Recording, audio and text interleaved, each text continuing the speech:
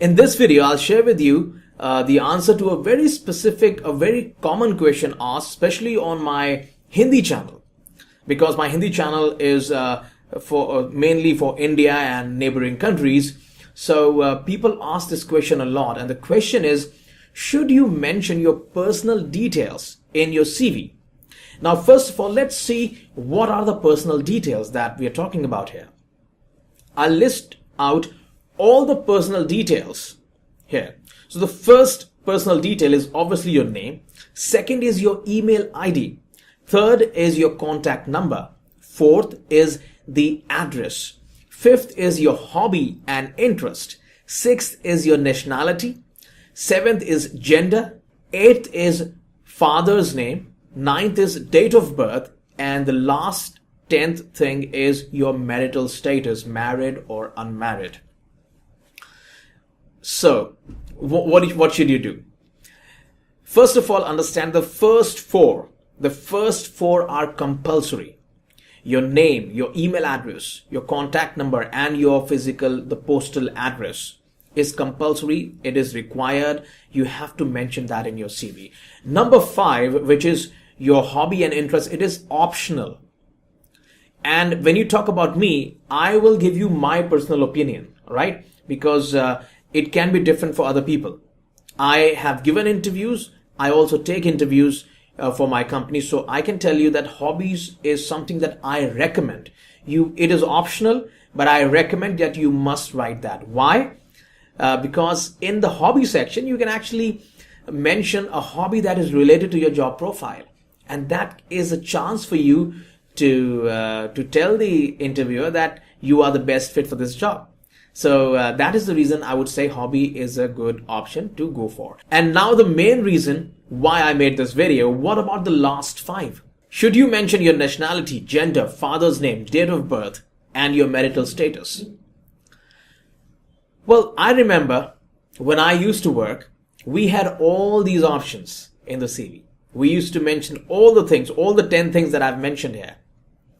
So should you mention these details today? Legally, no. It is not required. The last 5 things which are in the list, it is not required that you should mention that. And the reason is because of the Equality Act 2010. Now, obviously, this Equality Act, if you are in US, UK, in a developed country, then this is already followed and people may not have any confusion here. But this confusion is always in this part of the world, in India and neighboring countries, because we have not yet completely followed it. And it happens always that things change slowly to this part of the world. So the reason is that all the 5 things, the later 5 things that you see, these things can lead to discrimination. These things can lead to favoritism. So, ideally, in today's world, things have changed. The world is changing. Technology is changing. The way people work is changing, isn't it? In the same way, now it does not matter if you're married or unmarried. It does not matter if you are male or female.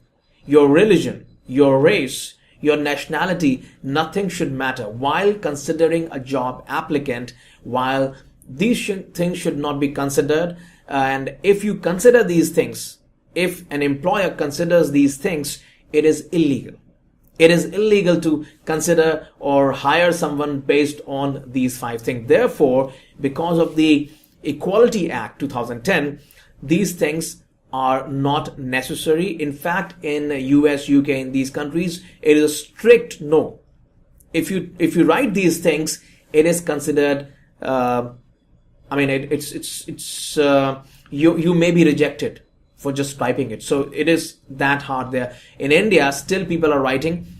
And however, even I was not aware about it. I talked with my friend who is a recruiter, because it's a long time that I've stopped giving interviews. I take interviews, but I'd never consider these things that should you write or not. So I asked my friend who's a recruiter, and she told me that, Ashwani, it's illegal to type it. And in India also now, a lot of companies, they don't want you to write these things, and candidates do not write these kind of information, and it's completely fine. So the next time you make a CV, it is not necessary for you to write the 5 things that we discussed, the last 5 things. But one suggestion I would like to give to Indians and neighboring country candidates is that maybe your employer is not aware about this. Okay, so if they ask, you may just think about it that change happens slowly in this part of the world. So I'm not a legal advisor, isn't it? I'm your friend. I'm telling you with my experience. I'm not someone who is an expert in these things. I'm just helping you, isn't it? So what I would say is that if you are in India or neighboring countries, if your employer is asking you, you can give out this information. Do not argue and do not teach them about Equality Act. Just go with it. And because it is same for everyone, isn't it? However, it is changing, and slowly and steadily you will see that these things will no longer be required at all. So by default, you should not write these things in your CV from now onwards. I wish you all the best. If you have any questions, please feel free to ask, and I'll see you in the next video.